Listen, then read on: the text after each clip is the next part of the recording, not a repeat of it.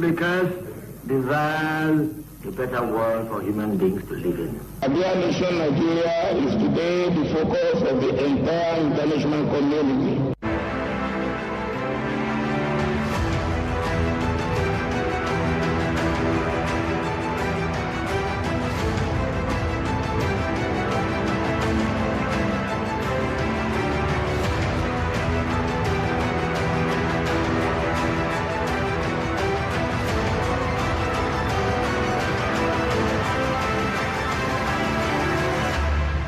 Hello there, welcome. This is Politics on Melody 100.7 FM, POM. If you're listening for the very first time, Politics on Melody is a program that strictly focuses on political happenings all around us, here, there, and everywhere, locally and even international politics. Here we will talk politically, strictly politically speaking. My name is Preachy Adegoke. The Finest is here, reaching you live from the city of Ibadan.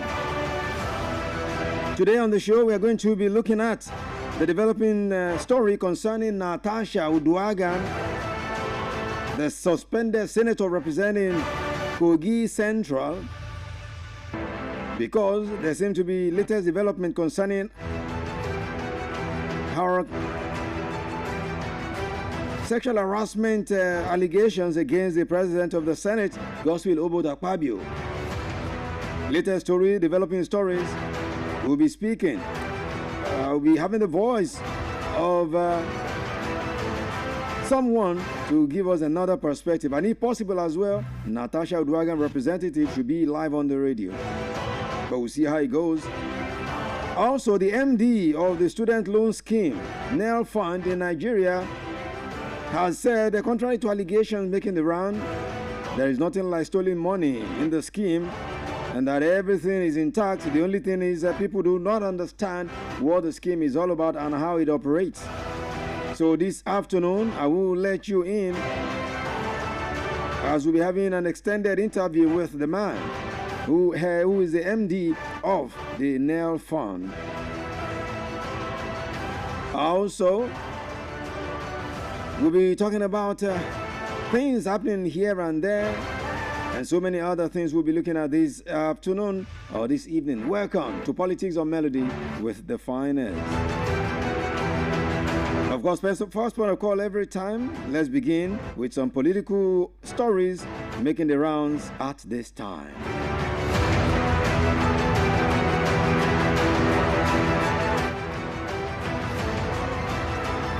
Fresh allegations, or let me say, something that might result in altercation, constitutional face-off is going to be emerging between the Benue State House of Assembly and the National Assembly after the state lawmakers declined to honor a summon from the House of Representatives Public Petitions Committee. The House of Representatives Committee had summoned the governors of Benue and Zamfara State, and not just the state governors, talking about Hyacinth Alia and Dauda Lawal, respectively. They also summoned their respective state assembly speakers and house leadership to appear before them. The rep said the governors and assembly leaders must appear to explain why their constitutional function should not be taken over by the House of Representatives. The development has sparked a political controversy with the Benue lawmakers describing the federal directive as both ignorant and unconstitutional. The Benue State Assembly yesterday passed a resolution urging its Speaker, Right Honorable Hyacinth Ondona Carbon, to disregard the invitation issued by the Reps panel. The lawmakers argued that the summons contravenes the 1999 Constitution of the Federal Republic of Nigeria as amended, which guarantees state legislatures autonomy over their internal affairs.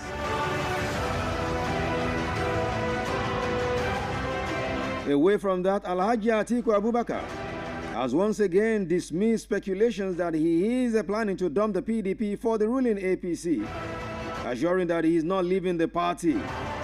While speaking with women members of the party's board of trustees who visited him to help save the party from total collapse, Atiku Abubakar insisted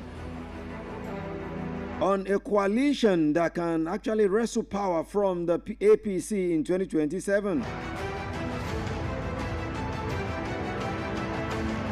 He stated that the coalition movement was not just a political strategy, but also a necessity to challenge the ruling party and rebuild the country.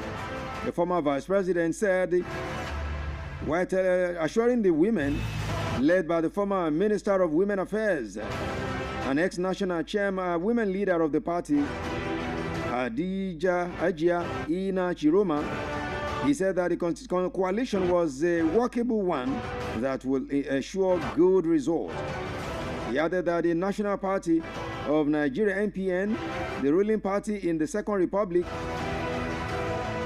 decided to form an alliance with the Nigerian People's Party, NPP, which was then known as the NPP-NPN Accord, saying when the coalition was achieved, the name of PDP would not be affected. He reportedly told the women about the status of the Pan-Nigerian Coalition he was building in conjunction with other leaders and stakeholders across political divides and regions, informing them that the movement was being powered by Nigerians desirous of reclaiming and rebuilding their country from across the nooks and crannies of Nigeria.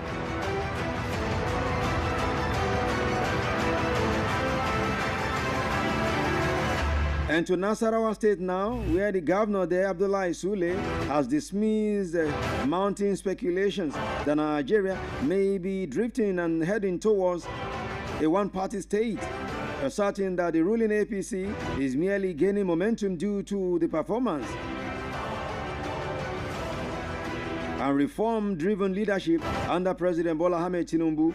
Governor Sule emphasized that dominance by a single political party does not replicate and equate to demise of political pluralism, I beg your pardon. And he acknowledged the APC's growing appeal across the country, attributing it to tangible reforms implemented by President Tinubu in various sectors, particularly the economy and agriculture, saying that Nigerians returning to APC or defecting from opposition parties were doing so not under political pressure, but because they were inspired by the administration's policies and accomplishments. If you remember last week on the show, the interview I had with Kenneth Okonkwo, he stated clearly that the people leaving other parties to join APC are leaving because they are under pressure, or some of them believe that the result will be written in their favor because he believes APC knows how to write results. You heard everything last week.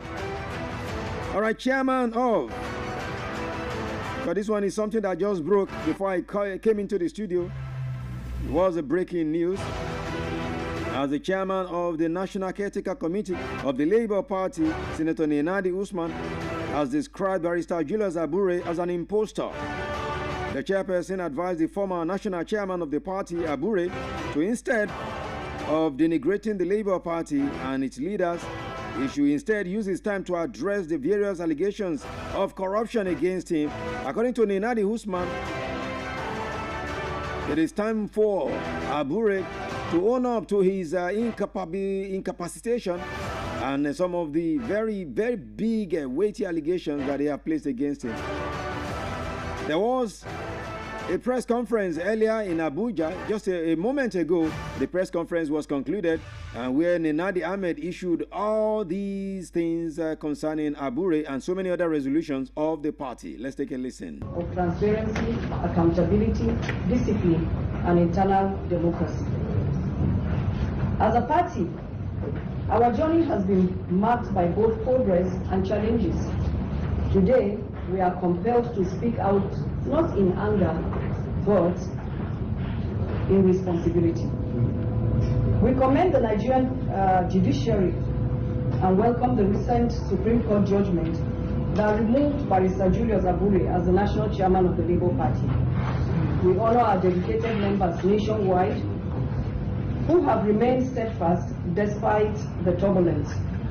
Yet, we must confront with courage and clarity the divisive actions and manipulative tactics of Barrister Abure and his associates.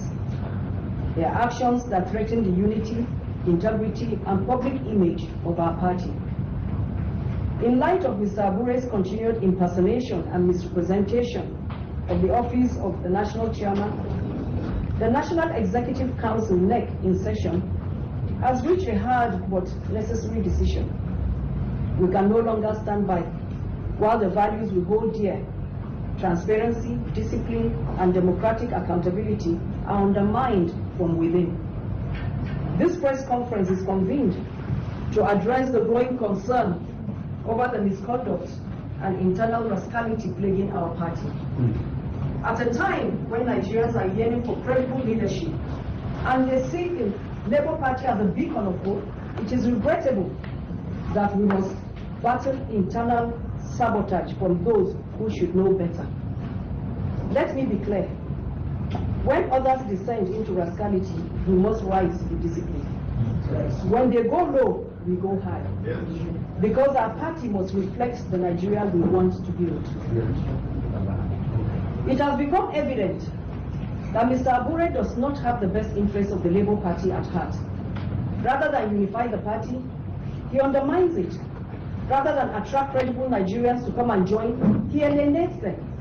Instead of advancing our collective vision, he pursues narrow personal ambitions. Most painfully, he targets those who have brought credibility and national visibility to our party. His Excellency Mr. Peter Obi and Governor Alex Oti. They represent the aspirations of a new Nigeria. Governor Oti stands out today as one of the most effective and respected governors in the country. These men have sacrificed not for personal gain, but to give the Labour Party and Nigeria a real shot at transformation. What they demand is simple: a party that is transparent, democratic, and accountable. Instead of embracing this vision, Mr. Abure chooses confrontation and chaos. We say today, this must stop. Yes. For the sake of the Labour Party, for the sake of democracy, and for the sake of Nigeria's future. After a careful and comprehensive review of the Supreme Court judgment delivered on Friday, April 4th, 2025, the National Executive Council, NEC, is deeply concerned by the subsequent actions of Barrister Julius Abure, particularly his continued impersonation of the esteemed office of the national chairman of the Labour Party. These actions have not only violated the spirit and letter of the law, but have also brought the image and integrity of our great party into disrepute. In the exercise of its constitutional mandate and in strict accordance with the disciplinary provisions of the Labour Party Constitution 2019 as amended, the NEC in session hereby announces the commencement of disciplinary actions against Mr. Abure. These actions have started with the constitution of a special investigative committee to review the actions of Mr. Abure as it affects the image and integrity of the party.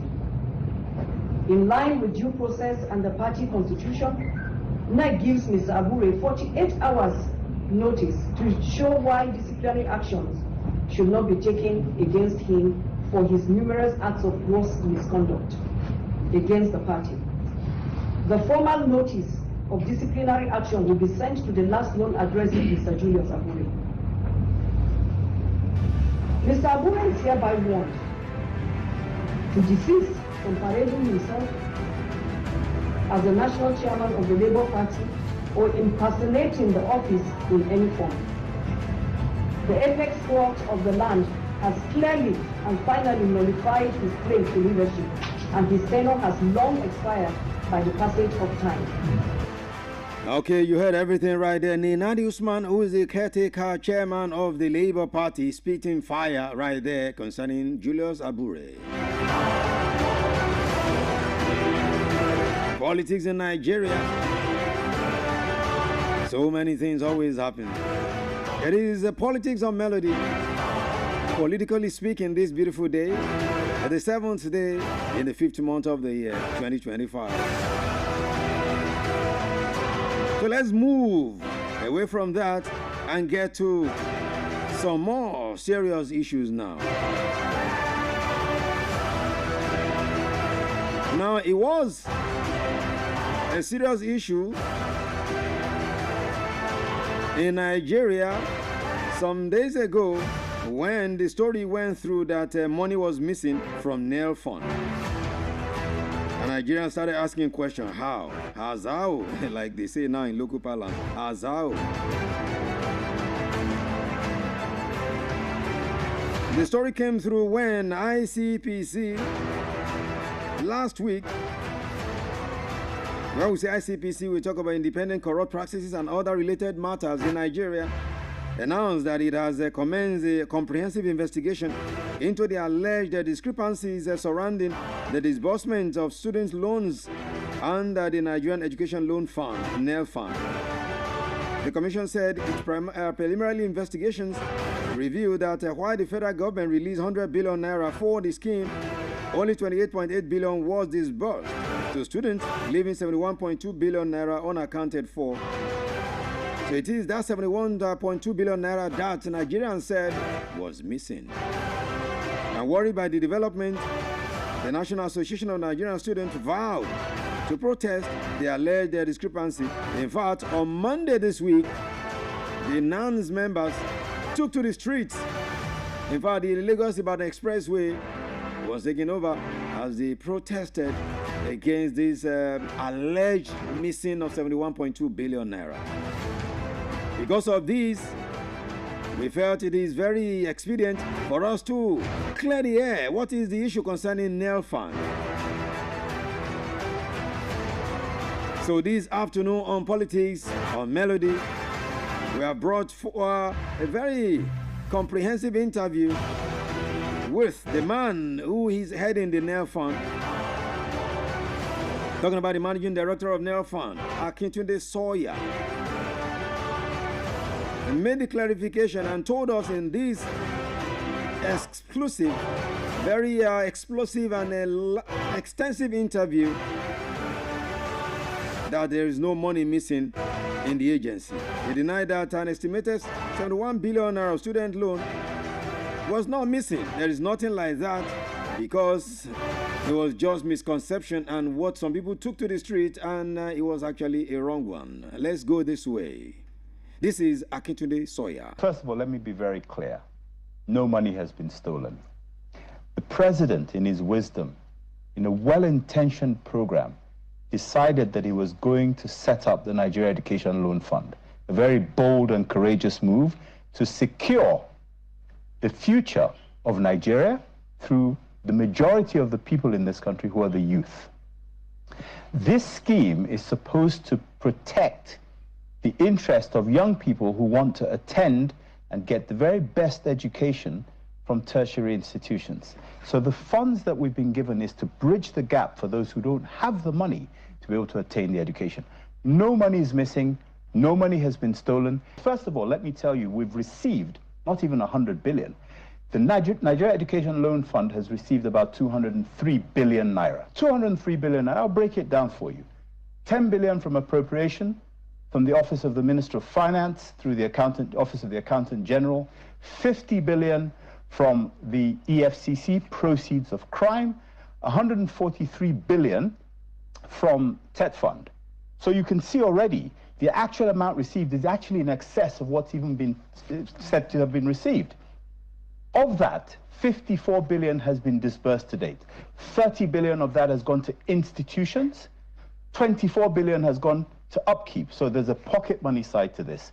So that's 54 billion disbursed in the space of about 11.5 months. So let me correct a misconception. There is no disbursement from the NEL Fund account through the schools to the students. The NEL Fund money goes to the schools for their tuition or their institutional charges. The schools are supposed to give unfettered access to the students for classes. The schools do not disperse to the students, except in the case where the student has already paid their fees, in which case there's been a double payment. So the student has paid their fees, NEL Fund has paid their fees, there's a double payment to the school, there should be a disbursement back, effectively a refund to the student. In certain cases, that hasn't happened. The students are not receiving the refund. So NEL Fund has paid, they should get something back. The schools are not refunding them funds. That's a serious problem. Because we think this is happening in about 30 or so institutions. There's an investigation going on. Because it's very difficult for the students sometimes to come out and say that this is happening because they feel afraid that it might compromise their education. So there's a very careful, meticulous investigation going on to try to understand where this is happening and how it's happening. Some of the schools, as a result of this brouhaha, have started making those refunds available. But it's not acceptable. Students should not be exploited in this way. The other issue is that in certain cases we've also had information, and this is where the conversation between myself and the DG of the Nigerian Orientation Agency happened on the telephone. When they went out to try to understand what's going on with the students' loan scheme and how the students were perceiving it, they had specific information that seemed credible from some students to say, look, we applied for the loan, we haven't received value, or we're getting instructions from our school to make additional payments because there's a deadline to be met, even though on their dashboard it says that they've been paid or the school has been paid. So there have been these issues, these sort of suspicions that there's something going on. That has led to an investigation.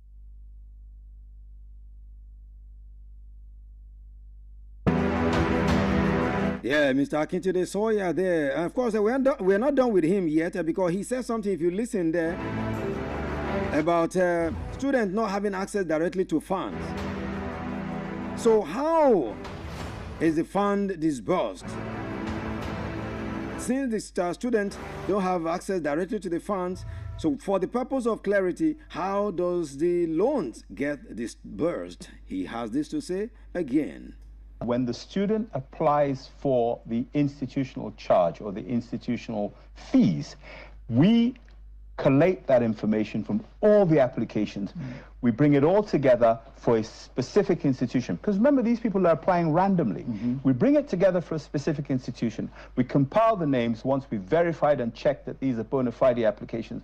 We send that list to the institution. The institution confirms that these are indeed their students and that the fees are indeed the correct fees.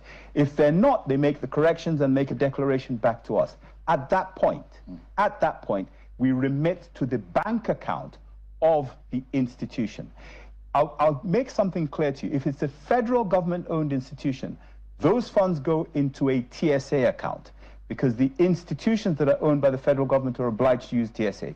In other instances, for example, at the state level, the state-owned institution, we make it payable to their bank account. It could be a TSA, could be a commercial account. We are not involved in that banking process in itself, but we make the funds available. Two things we do though. First of all, we make sure that the student knows that the funds have been remitted to their institution so that they can actually attend lectures, tutorials, seminars, classes, examinations. We make it clear to them that funds have been paid. And we make it very clear in our instructions to the institution that these funds are to give the students unfettered access to class. At some point in this process, there has to be human interface. The point at which we make the remittances to the institutions are then in control to a degree of the funds, and what they have to do is ensure that the students have control over their ability to be able to access classes. At some point that interaction takes place, but not at the point where money is changing hands. The issue we have here is that the institutions, and I made this very clear earlier, the institutions in some cases, and I don't believe it's 51, I think the evidence that I've seen is that it's probably somewhere in the range of 30. But you know what? This is something that could trend. In some cases, and I don't believe it's 51, I think the evidence that I've seen is that it's probably somewhere in the range of 30. But you know what? This is something that could trend. The numbers could go up, so we want to nip it in the bud. But the institutions at that point are the ones who are supposed to ensure that their side of the bargain is met. we are going to, and we've been doing this for some time, we're going to continue to improve our systems to ensure that the students have unfettered access to classes. It's important to remember that some students are reluctant to actually speak out. On the issue of deductions, I made it clear earlier, schools are sometimes saying to the students, you have a deadline to meet. If you don't meet that deadline, we're going to stop you from coming to class, even though they've already received the funds from NELFund. That's where these deductions are happening, where the students are being told they're being set an artificial deadline that if they don't pay, they can't attend. It's under investigation.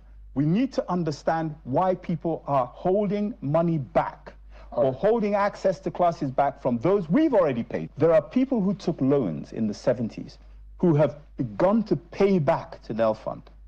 Okay, so, but even those funds, we don't have an account to receive them. Okay, but that may be the issue. But the funds that we are expending are entirely from the sources that I described to you earlier. There are no supplementary funds that we're receiving from anywhere else. Akintunde Sawyer there, the MD of NELFund, they're talking this afternoon on Politics on Melody. Yes, we're bringing this for you and to you for you to know the true state of things. Now, he said a whole lot of things there. In fact, he even said those who borrowed money for education in the 70s, they've started paying back. Oh, meaning the NELFund is actually working. But do you know there are still some Nigerians who still believe that this NELFund thing is a scam? That was what we asked Akintunde Sawyer, and this is what he had to say. The trust gap between the citizen and government has been in place for many decades. Citizens in Nigeria have tended not to trust government. This administration, the administration of President Bola Ahmed Tinubu, GCFR, is in many ways trying to address legacy issues around trust. The NELFund is one such example. This promise was made that students would receive funds. They would receive funds for their education. 293,000 Nigerian students have received benefit from NELFund directly if they've applied for the upkeep loan, indirectly if they've applied for the fund, the education part of it alone. All this said and said. Yes, one thing that is certain is there are people who are directly affected. And some of the parents, we've heard their complaints. Some of the students, we've also heard their complaints. At least I've heard someone who complained about this whole thing. And of course, Akintunde Sawyer, he's saying, well, all those speculations, accusations by parents and students that they're hanky-panky in the whole process. This is what he said before we have to let him go this afternoon. Hanky-panky in the process. Akintunde Sawyer again. At an institution that you have named, until I get full information about the circumstances that you just described, I can't possibly comment on it. I'm very happy for us to look into it. There are a number of investigations going on. I suggest and I advise that that parent write either to the Ministry of Education, to myself, or the ICPC, and raise it as a petition, because we're clearly bound to have some accusations that are either unjustified or incorrect, some that are justified and quite correct, but it needs to be brought to our attention. There are 293,000 people who are benefiting from this today directly. Yes, there might be delays. Yes, there might be issues.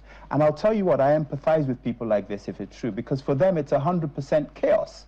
It's hell when you're waiting for school fees or you're waiting for stipends and you don't get it. I don't diminish it using statistics, but I do say, and you're a lawyer, I know you're a lawyer, when you start talking about allegations and publishing the names of institutions until we have concrete evidence, we're not going to do that because we don't want to malign anybody. There's nothing worse than accusing somebody of doing something that they didn't do. So we're going to do this properly. We're going to behave here in a civilized manner. I can speak to the intention of the president. The intention of the president is to provide an equal opportunities platform for Nigerians who want to become the best that they can be by being able to attend tertiary level education. So the intention from the top is that this must work well. The president, in his wisdom, has picked a team, okay? And today we report through the Ministry of Education that is totally focused on the proper implementation of every scheme under the Ministry of Education. So I'm only going to speak for that. NELFund is one such scheme. We've been very transparent about publicizing and promoting and pushing all the data that we get, who we pay, when we pay them, their responses to us. We've been very, very deliberate about being transparent. Oh, my word. You heard everything from Akintunde Sawyer there. He is the managing director of the Nigerian Education Loan Fund you call NEL Fund.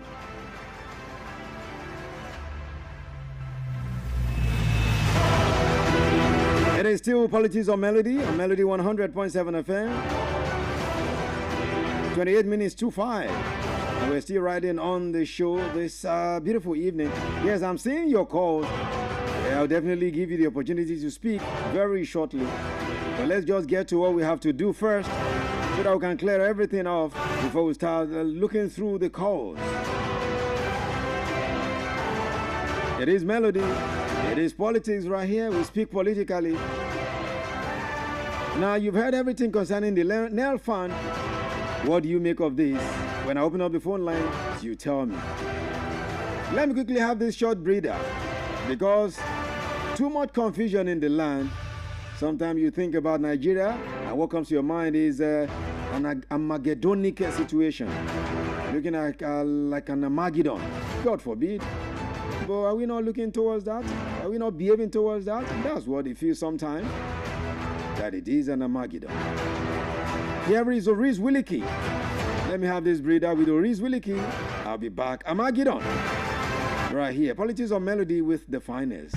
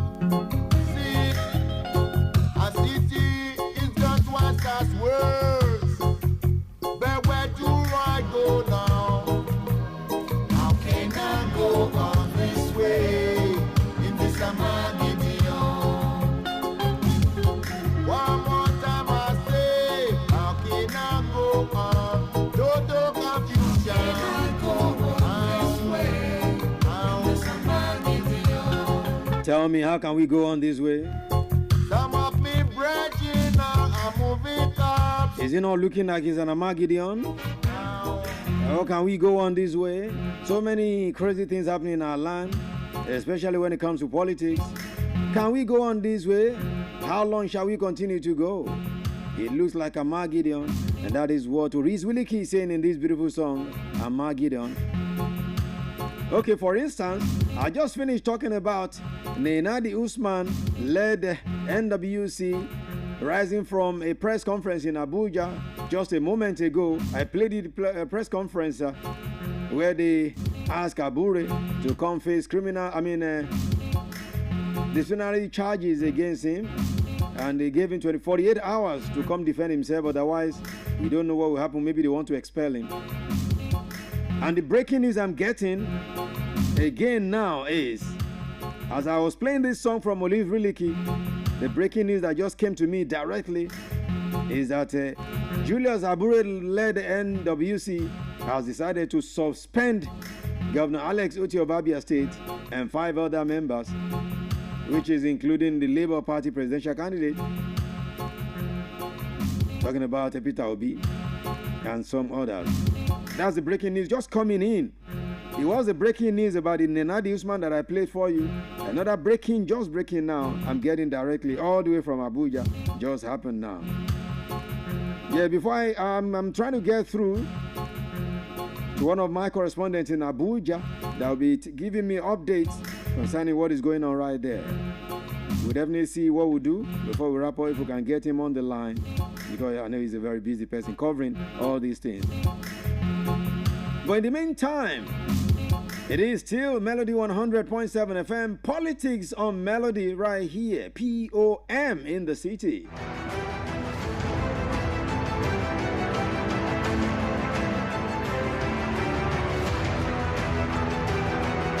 Now let's go to something again. You remember, about 6 weeks ago, that I gave you the story concerning Natasha Uduaghan Akpoti, and I asked the question then, who is after Natasha? So many of you that called in then, you told me who you believe was after Natasha Akpoti Uduaghan. Now let me reframe the question this evening. Who is after Senator Godswill Obot Akpabio, the Senate President? Because a new twist is coming into the story of Natasha versus Akpabio. What is the twist? The twist is a United States-based activist, Dr. Sandra Duru, the one everyone knows as Professor Mbeke, has given a very damning revelation and providing evidence. You know, one thing people have been saying is Natasha Uduaghan didn't bring evidence. Everything she's been saying, no evidence.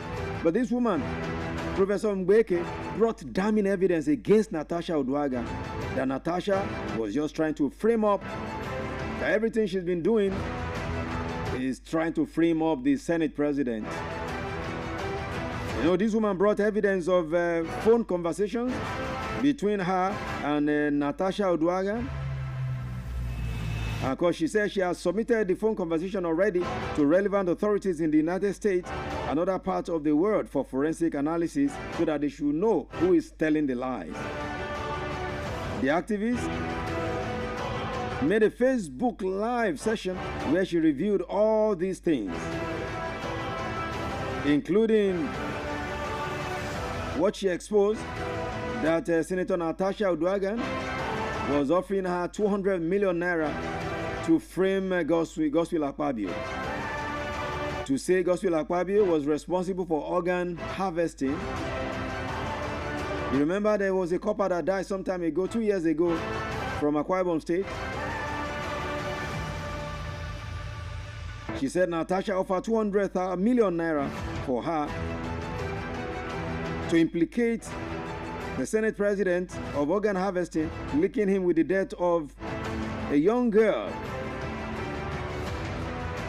Talking about Promise Umorin, who died 2 years ago. She called of international security agencies, which she said she had petitioned already, the IPU, that is International Press Union, and the Nigerian police to probe Natasha's false allegations. And she claimed to know about the murder of Umorin having kept mute for years before coming out to accuse Akpabio. Let's quickly listen to Professor Mbeke of what she said concerning Natasha Uduaghan. And she started offering me money. The first she said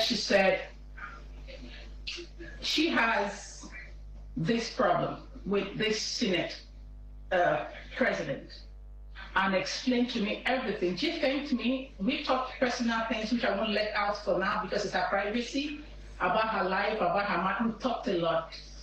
And the question I asked, Natasha, if you want me to represent you, can I know the truth? She said to me that she said, dropping names, I won't mention all, that she has already she has already paid Dr. Obi Ezekwesili. How much do I want? I made her understand it's not all about money.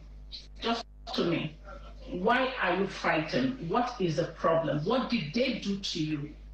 She now explained to me the truth. So she explained to me, and Natasha told me bluntly, she said, babe, there was nothing like sexual harassment. I was shocked. I was shocked. To be honest with you guys, I broke down.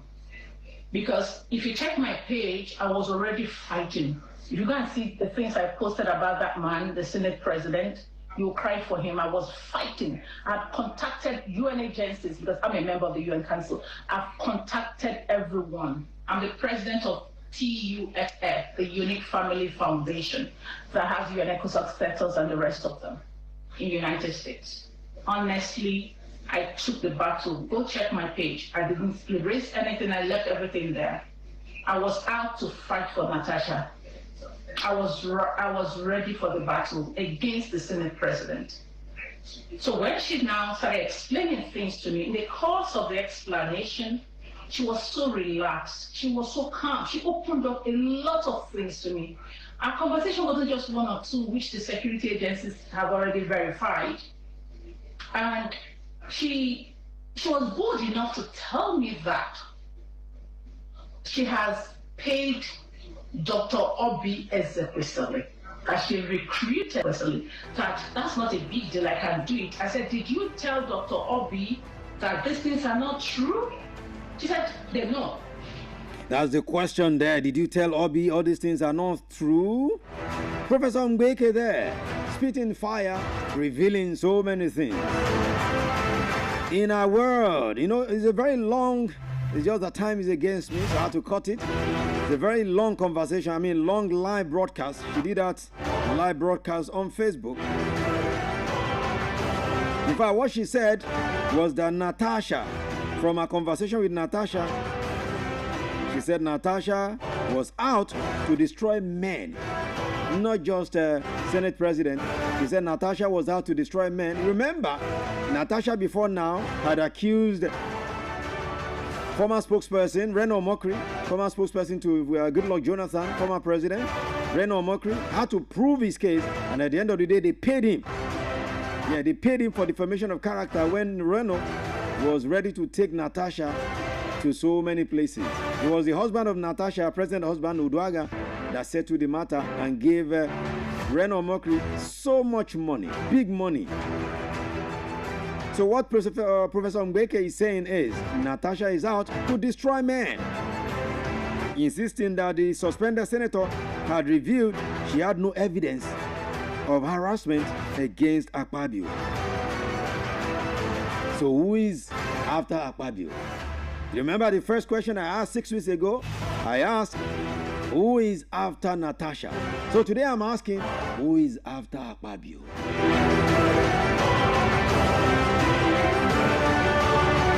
This is what you get listening to Politics on Melody, Melody 100.7. Power of politics, political power in Nigeria.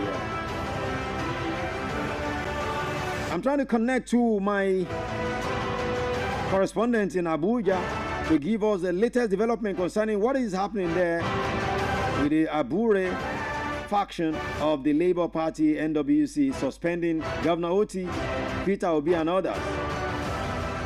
His line is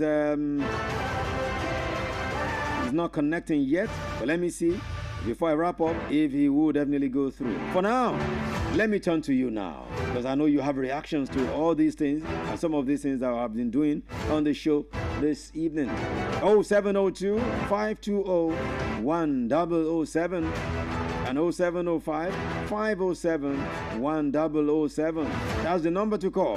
Who is after Akpabio? And you also listen to Professor Sawyer, the MD of Nelfan, saying so many things that Nigerians were just raising false alarm. No money is missing. Who is saying the truth and who is saying the otherwise? 0702 520 1007 and 0705 507 1007. All right, let me go to the phone line now. Hello, good evening. Welcome to the show. Hello? Hello, good evening. Okay, try to call me back. That number has been ringing. It is Politics on Melody, 100.7 FM in Ibadan, where we speak politically. Power, politics.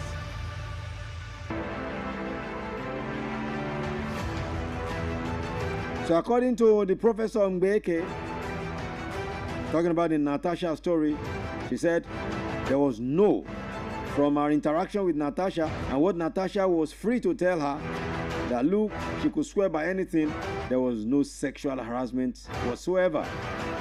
That Akpabio didn't have anything to do concerning sexual harassment of Natasha. That Natasha was just lying because she wants to bring down the president of the Senate.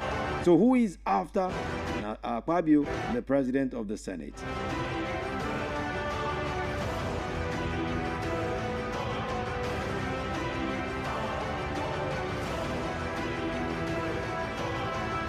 Now, according to Mbeke also said another thing in the live video when she said she told Natasha to go and make peace with the Senate president and also say other members of the Senate. But let me quote what she said, Natasha said to her. She said, Natasha said, and I quote, that they want to destroy Yoruba government.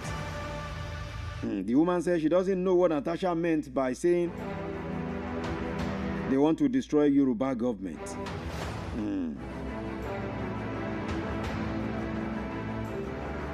Do you know Natasha is also a lawyer? So I don't know. Can a lawyer be doing... well, majority of our politicians are lawyers anyway. So one won't be surprised. That's why sometimes some people ask what lawyers they do, sir, because they are lawyers and Nigeria is like this, they know how to do issues here and there, yet the country is still this way. They say lawyers are the problem. I'm not the one that says so. That's what some people are saying. Okay, 0702 520 1007 and 0705 507 1007. Hello, good evening and welcome. Politics on Melody. Hello. Hello. What is wrong with the phone line?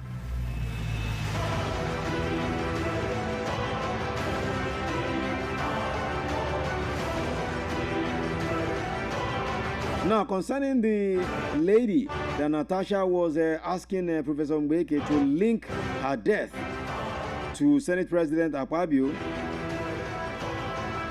according to the Professor Mbeke, she said, Promise Umoren died in 2021. An autopsy was conducted on her and there was no organ harvesting. Whereas Natasha is asking her, collect 200 million naira from me, accuse Senate President of organ harvesting of this lady that died 2021. That's 4 years ago.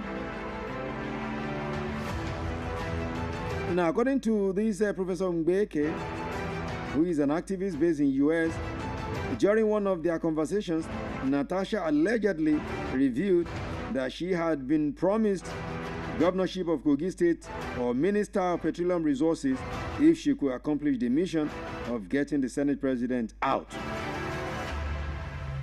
So who is after the Senate President? I asked the question again. Who is after the Senate? The first day I asked, who is after Natasha Uduaghan? But today I'm asking, who is after the Senate President? I know majority of Nigerians have been believing Natasha hook, line, and sinker. I'm not saying she's not right or she's wrong or she's right. I'm only saying we have an attitude in this part of the world.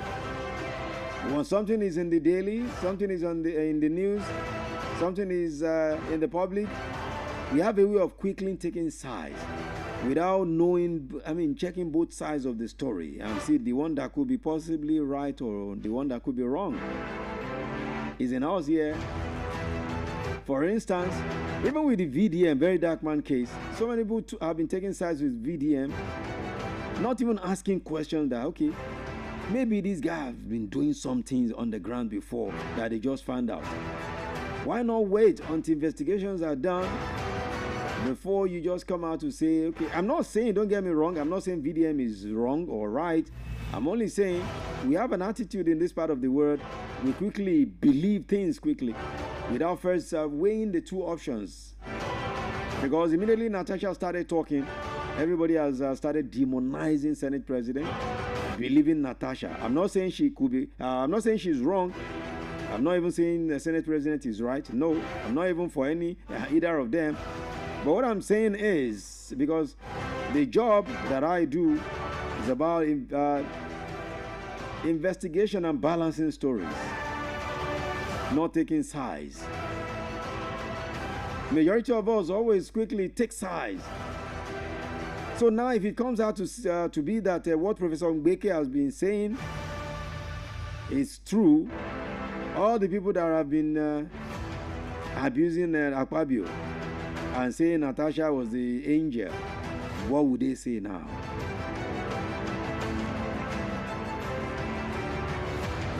All I will have to say is, let's wait and see when proper investigations are done to find out who is actually right and who is wrong. But that's the side of the show today on Politics on Melody, because I couldn't get my guy audio from Abuja. We'll do that on the next one. You know, politics is ever a game that continues to be played in Nigeria. Now, ahead of the May 29 inauguration, oh, did I say inauguration? No, we don't have inauguration. Ahead of June 12, Democracy Day, June 12 Democracy Day, watch out on this show. We're going to be having some great things happening on the show concerning politics and power in Nigeria. We'll get straight into so many corridors of powers in Nigeria. I will definitely bring everything to you live on the show. Politics is strong, politics is big, and politics is power in Nigeria. So Politics on Melody, 100.7 FM. Let me begin to wrap up now. Thanks to Daniel Adeyemi. Big up to Marcos Agbeniga, a.k.a. Marcos Gavi, a.k.a. M Black. And of course, Fortune Oba, the one who bears name like one place in Lagos, very close to Ikeja, Fortune Oba.